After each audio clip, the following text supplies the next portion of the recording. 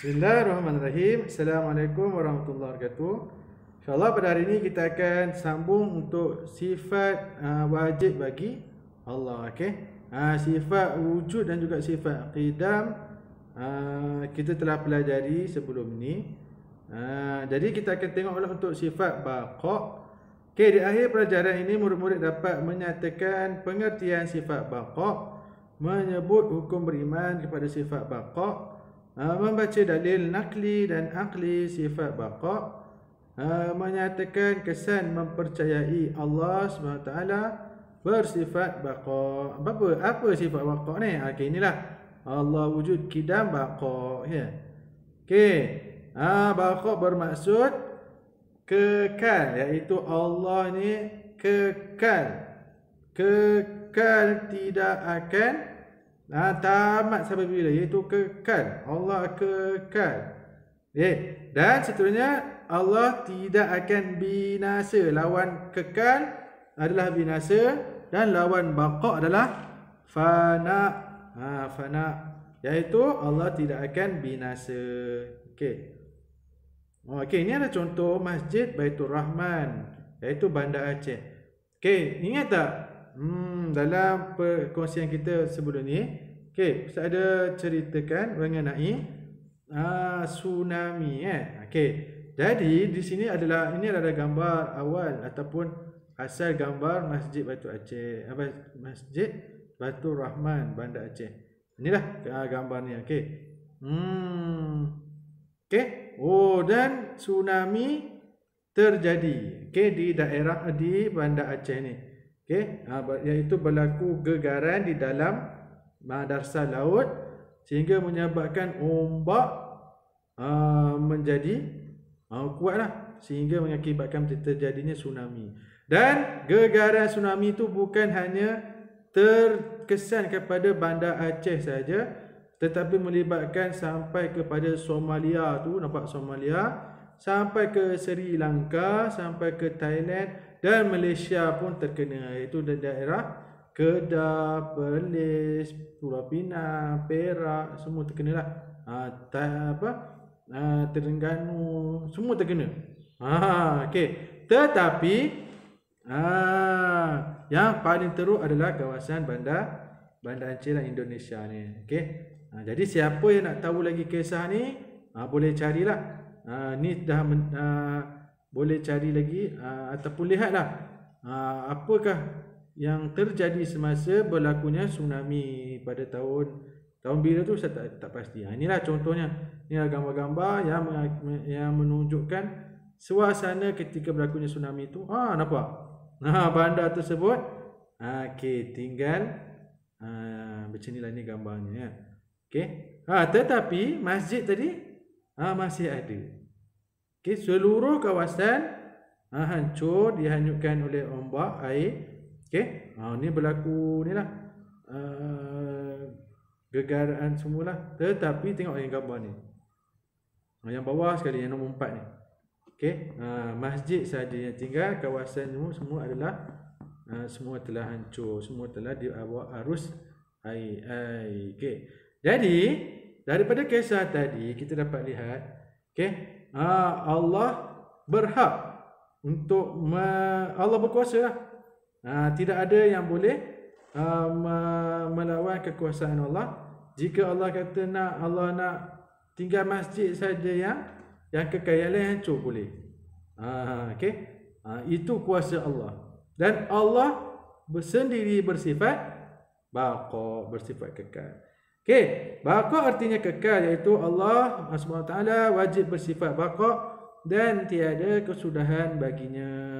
Allah kekal buat selama-lamanya, tidak ada batas waktu dan masa.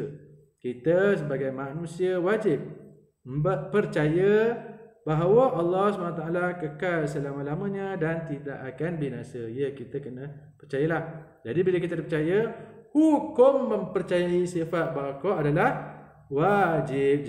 Jadi kalau kita tak nak percaya, apa terjadi? Kita akan termasuk orang yang berdosa besar ataupun boleh mengakibat kita terkeluar daripada agama Islam, menjadi murtad lah. Tak nak, tak nak. Okey, sangat saya rugilah kalau kita menjadi orang bukan Islam. Okey. Tetapi percayalah yang Allah ini bersifat kekal. Beritahu kepada kawan-kawan, kepada saudara mara, adik-adik, okey, Allah sahaja yang kekal daripada apa selama-lamanya. Allah itu kekal. Okey. Dalil naqlinya iaitu dalil daripada surah Ar-Rahman, a'udzubillahi minasyaitonirrajim. Kullu man 'alaiha fan wa yabqa wajhu rabbika dzul jalali wal ikram. Segala yang ada di muka bumi itu akan binasa. Hanya yang kekal Tuhanmu, pemilik keagungan dan kemuliaan. Okey, ini dalil daripada Al-Quran. Sebenarnya kita nak daripada dalil akli pula, iaitu pada akal, iaitu bukti dengan akal menunjukkan Allah kekal, Allah SWT kekal. Jika ia tidak kekal, maka Allah akan binasa dan hancur. Mustahillah Allah akan hancur atau mati. Perkara ini tidak dapat diterima oleh akal kita. Betul? Okay, mustahillah Allah pula yang akan hancur. Padahal Allah yang menciptakan dunia ni. Jadi tak boleh langsung kita fikir nanti Allah akan hancur. Tak boleh. Jangan terfikir langsung.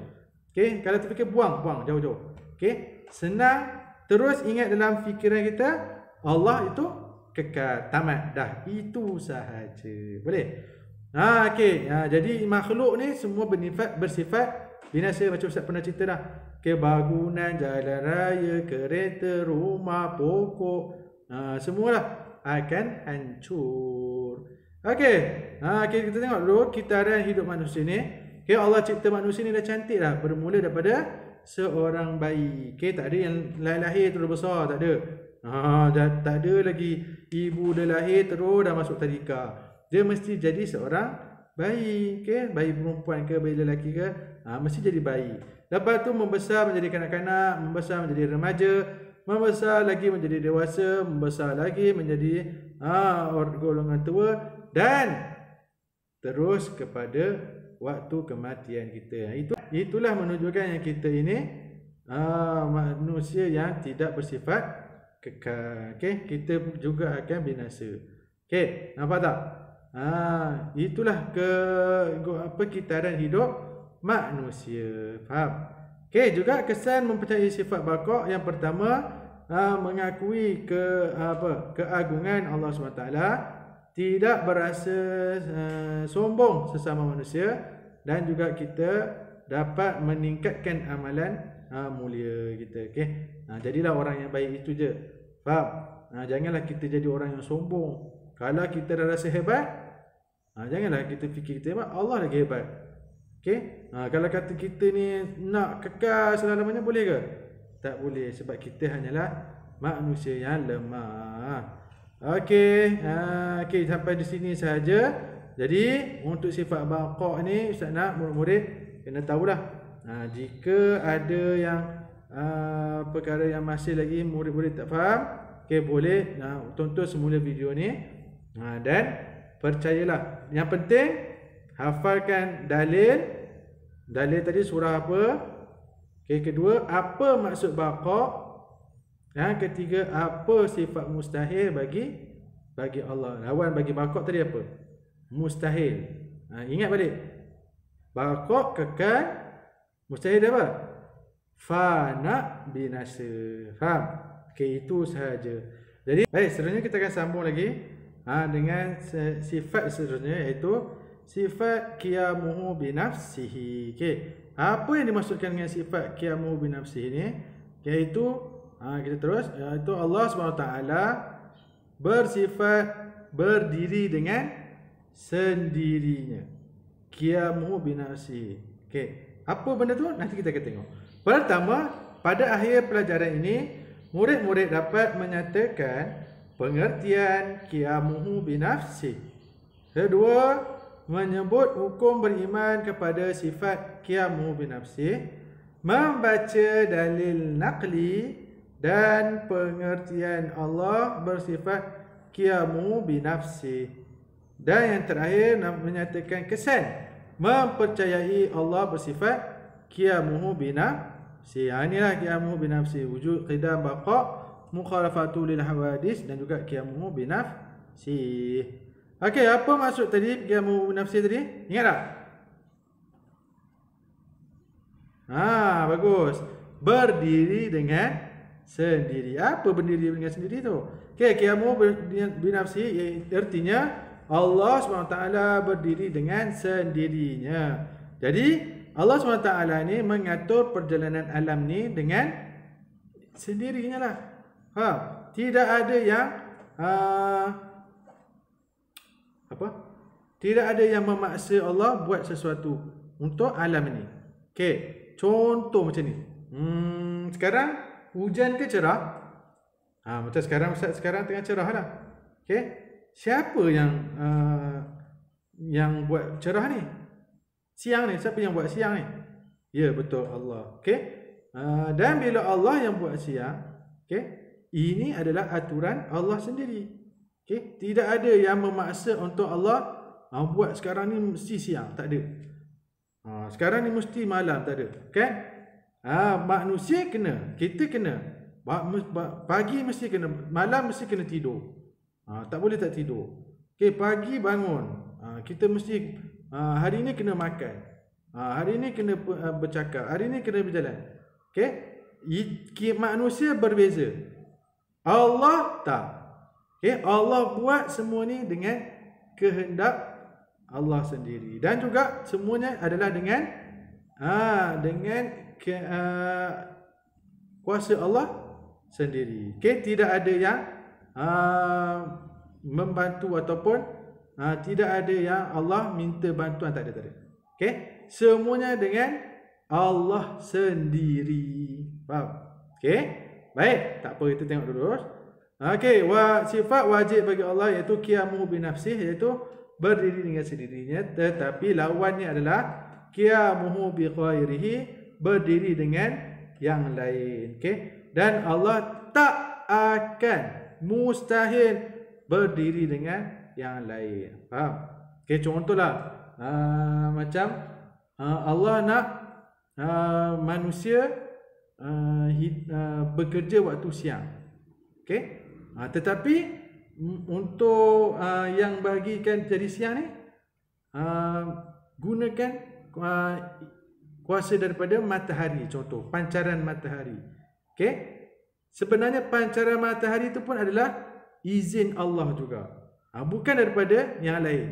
Semua tu adalah daripada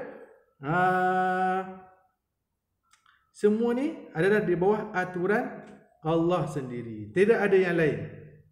Okey. Nak kata angin, udara kita bernafas sebab oksigen. Ya, Allah yang izinkan oksigen untuk manusia. Faham? Malam kan gelap, malam kan bulan pula yang menggantikan matahari. Ya, Allah yang izinkan bulan menggantikan matahari. Faham? Semua aturan masa bergerak seminit 60 saat, semua adalah aturan Allah. Tidak ada yang Allah gunakan untuk meminta bantuan yang lain, tak ada. Okey, semua tu di bawah Allah segalanya. Okey, dalil nakli sifat qiyamu binafsih itu Allahu la ilaha illa wal hayyul qayyum. Okey, Allah tiada Tuhan yang berhak disembah melainkan Dia yang tetap hidup, yang kekal selama-lamanya, mentadbirkan sekalian makhluknya. Okey, semualah makhluk, termasuk tumbuhan, manusia lagi lah. Okey, haiwan, jin, semua.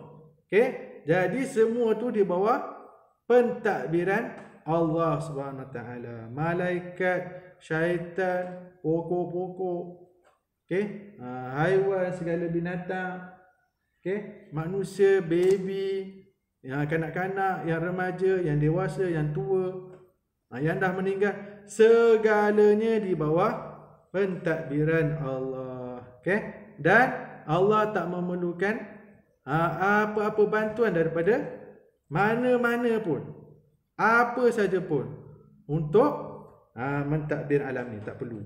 Ya, kita baca dalil akli dia pula. Allah SWT tidak memerlukan yang lain. Sebaliknya makhluk yang memerlukan bantuan Allah SWT.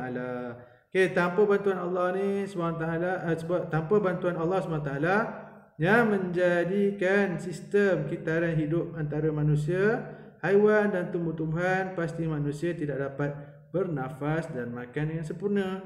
Begitu juga haiwan dan juga tumbuh-tumbuhan. Ya, betul. Macam itulah. Kita manusia ni saling memerlukan yang lain. Contoh manusia lah. Okay? Kalau kata manusia ni hebat sangat, betul? Dia kata sekarang dia lah orang paling hebat dekat dunia. Faham? Okay. Tetapi contoh kalau dia tak makan, tengok tempat dia tu dah tak ada makanan. Makanan semua dah habis. Berapa hari boleh hidup? Katalah sebulan dia boleh hidup. 2 bulan? Tak, mesti meninggal. Nampak? Jadi tak adalah hebat. Sebab apa? Manusia perlukan untuk makan dan minum. Okay, lagilah oksigen. Tak ada udara ni, tak sampai seminit. Kalau 2, paling lama lah dia kata dia boleh tahan nafas 10 minit. Okay, 10 minit. Selepas 10 minit, innalillah, faham, meninggal. Okay? Sebab apa? Kita memerlukan kepada oksigen. Allah tak. Okay? Allah yang gerakkan awan, Allah yang gerakkan angin, Allah yang hidupkan kita. Semua tidak perlukan kepada bantuan lain. Allah yang mentadbir sendirinya. Tapi manusia tak tahu. Jadi hukum mempercayai sifat qiyamuh binafsi ni adalah wajib. Iaitu jika tidak mempercayainya, kita akan berdosa besar lah. Sama juga kalau tak percaya, mungkin boleh bawa kepada terkeluar dari agama Islam. Okay, Allah bersifat berdiri dengan sendirinya adalah berlainan dari sifat berdikari makhluk. Okay, contohlah ni siapa? Manusia lah. Dah hebat sangat. Okay, berada di atas. Inilah contoh manusia lah. Okay, apabila dah berada di atas puncak bukit ataupun puncak gunung tinggi tu. Okay, tetapi walaupun dia hebat, tetap juga manusia memerlukan kepada makanan, sumber air dan juga tempat tinggal. Okay, berbeza dengan Allah yang tidak memerlukan apa-apa pun. Okay, inilah manusia. Macam mana pun hebat kita, tetap juga kita kena minta pertolongan ataupun bantuan daripada yang lain. Okay, jadi qiyamuh binafsi maksudnya Allah SWT berdiri dengan sendirinya. Ingat, faham? Okay, Allah berdiri dengan sendirinya. Tiada makhluk yang membantu Allah SWT mencipta alam ini, dan juga tiada makhluk yang boleh menghalang atau memaksa Allah dalam segala kejadian di alam ini, kerana segala kejadian alam itu adalah di dalam kekuasaannya. Okey, yang terakhir, kesan mempercayai sifat qiyamuh binafsi adalah mengakui kebesaran Allah SWT. Okey, daripada kisah inilah kita dapat tahu yang Allah ni tersangat-sangatlah agung, tersangat-sangatlah hebat. Faham? Harapkan pertolongan Allah SWT. Dan kita sebagai manusia wajib kita mengharapkan pertolongan Allah SWT. Berdoalah kepada Allah banyak-banyak. Faham? Jangan mengaku kalah. Meningkatkan keimanan kepada Allah SWT. Okay, ini kesilapan sekali kepada Allah SWT. Menjauhkan sifat sombong dan juga takbur. Itu yang paling penting. Sama juga macam tadi. Okay, kita tak nak ada sifat sombong dan takbur di dalam diri kita. Faham? Kalau ada, buang jauh-jauh. Ingat balik, kita ni bukannya hebat sangat. Kita manusia sahaja. Okay, kita perlukan makan, minum, air, makanan semua. Tetapi Allah paling agung, paling hebat. Okay, jadi sekaligus kita dah tak adalah sifat sombong dan takbur untuk menunjuk belagak-belagak ataupun menunjuk kepada orang lain. Jadi sampai di sini sajalah untuk perkongsian pada kali ini. InsyaAllah kita akan sambung untuk sifat wajib yang lain. Kita sambung pada hari yang lain. Wabillahi taufiq wa hidayah. Assalamualaikum warahmatullahi wabarakatuh.